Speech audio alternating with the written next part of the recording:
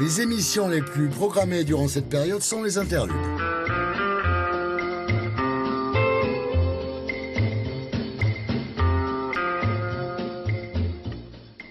Au moment des grèves, un inconnu en trench coat pénètre à Cognac-G, caché derrière des lunettes noires. C'est Alain Delon.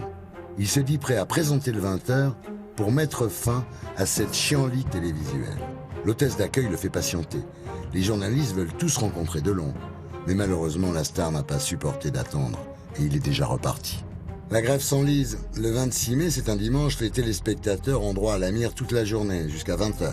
Le lendemain, le général s'adresse à la nation, mais pas à la télévision. Il lui préfère la radio, comme à la grande époque. Le 29 mai, le général a disparu. Quand il revient, il dissout l'Assemblée nationale. Je dissous aujourd'hui l'Assemblée nationale. Début juin, chaque soir, devant la maison de la radio, c'est l'opération Jéricho. Les banderoles fleurissent, professionnels, artistes et intellectuels manifestent en silence pour la liberté d'expression. Le nouveau ministre de l'Information est nommé, Yves Guéna. La chasse aux sorcières commence. Le général de Gaulle a tenu à rendre... Un certain nombre de mesures personnelles viennent d'intervenir à l'ORTF. Monsieur Émile Biasini a remis sa démission de directeur de la télévision. Les émissions de Denise Glaser, Guy Lux et Pierre Bellemare sont supprimées. Les 3 piliers des 5 colonnes décident de s'aborder leur programme pour protester contre les mesures prises par le gouvernement.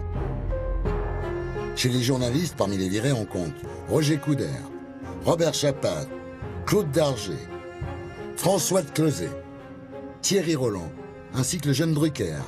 Léon Zitrone, lui, est placardisé au sport. Pour les téléspectateurs, c'est la fin d'une époque.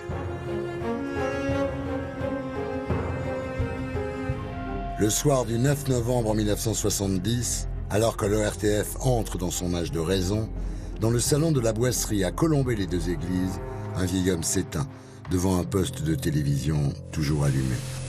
Devant sa télévision, celle qu'il fascinait tant et dont, visionnaire, il avait imaginé le foudroyant développement.